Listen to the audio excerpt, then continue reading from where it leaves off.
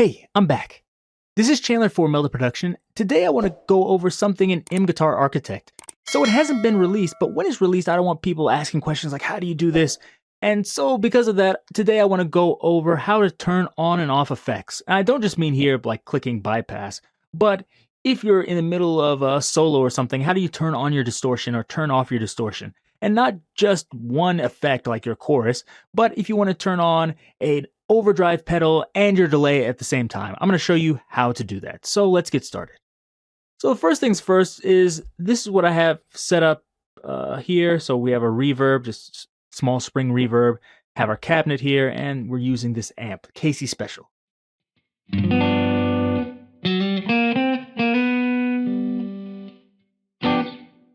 There we go, nothing too special there. Let's also set up a drive. This is what we're going to turn on. So we have our drive here. Let's click it and turn it on.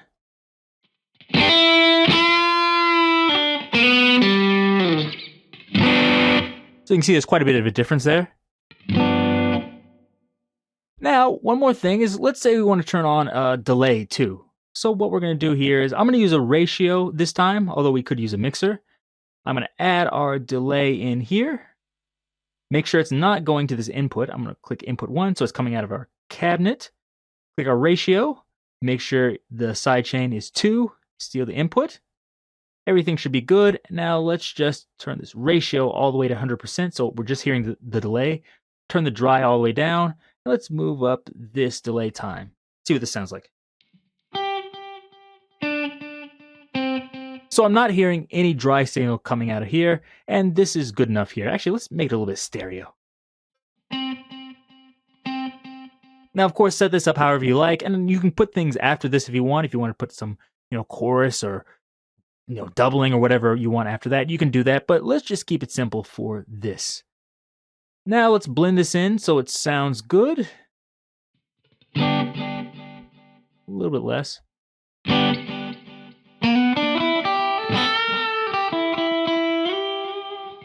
Let's turn on our drive, hear everything together.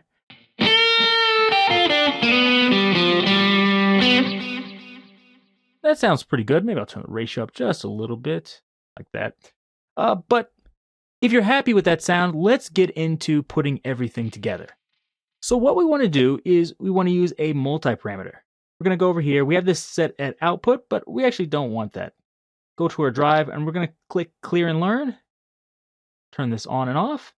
And then this ratio, we're going to do the same thing. Just move it all the way down to 0, and then maybe up to where it was, like 37 or 38. Okay. Now, make sure you look in here and see if everything's set up correctly. Ratio goes from 1 to 38. Perfect. And this goes from 0 to 100%. So off and on. What I want to do here is first make sure the default is at 0%. Rename this to like clean and lead, just so it's more apparent what's happening. And the most important thing is to change this to switch here. So now you see it's on. Both those are on. If I click this, it should turn it off and the ratio should go to 0. So if I play it now,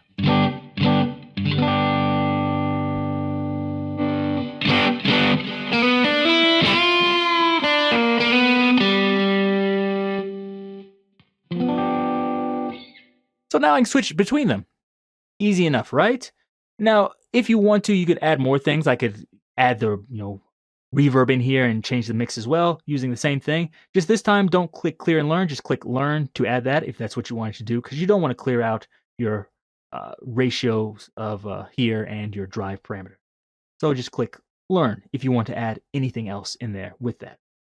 So now it's doing a simple on and off, but you're probably wondering like, okay, if I have a foot controller, how do I control this? First thing you do is make sure you have another track. If you're using Reaper, maybe if you're using another DAW, it might be a little bit different, but in general, I want to make sure I have a MIDI track here. Whatever your MIDI controller is, make sure the sound is coming through it. So I'm pushing my expression pedal, and you can see here, MIDI's lighting up. That's perfect, but it's not lighting up in here. So what we want to do is make sure we route the MIDI from this MIDI track into guitar, like this. Now this will also send audio, but since there's no audio coming out of here, it's okay. If there was, I'd just turn that down, but now let's just leave it like this. Now, if I move my expression pedal, you see they're both lighting up. That's perfect. What we want to do now is just go into here and click MIDI Learn. It's going to start here with controllers. If you're using a MIDI controller, not by that I mean not an expression pedal, not a button, but an actual MIDI CC control, use this. But we're not going to do that. So the way I have mine set up, I'm using notes. So since I'm not using expression pedal, I'm actually transmitting notes from my MIDI controller. Click this and enable it. I want to make sure this is on switch mode, like this. And then I'm going to click Learn. I'm going to touch this button, and then I'm going to hit something on my MIDI controller. Learn, hit the button. You see it's over there. And now I'm going to step on something on my MIDI controller. Turn it off. Make sure, you see this is grayed out. Make sure you have that checked. And now let me step on my MIDI controller. It's turning it on and off depending on what I'm stomping on, like this. So off.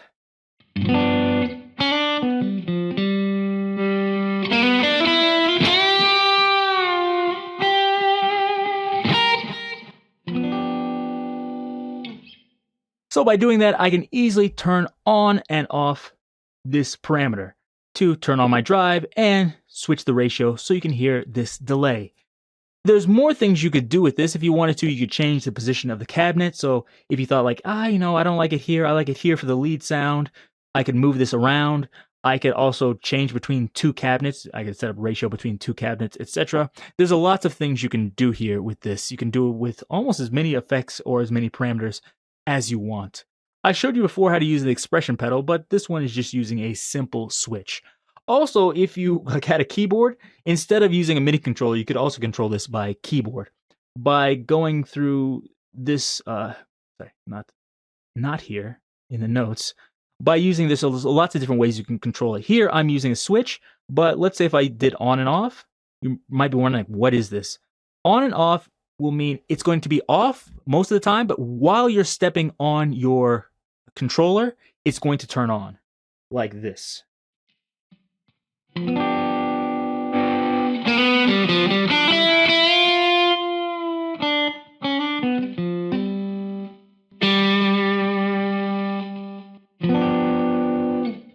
So for some effects, you might want that where it just turns on while you're stomping on it, and then if you release your foot, it turns it off. And there's some cool things you could do with that too. So hopefully this gave you an idea of what you can do with the different effects and how to turn them on and off. This is a really easy way, and once you have this set up, it's easy to do again. There's other things you can control here. You can control the output if you want the output the same. You could also, in theory, you could control the bass, middle, and treble if you actually want to adjust your amp when you're doing your lead stuff too. Or you can even put an EQ pedal in there. There's tons and tons of possibilities for things you can do with this. It's very, very useful. So if you like this, give me a thumbs up, leave me any questions or comments down below, and please check out all the other plugins at meldaproduction.com. Till next time, see you.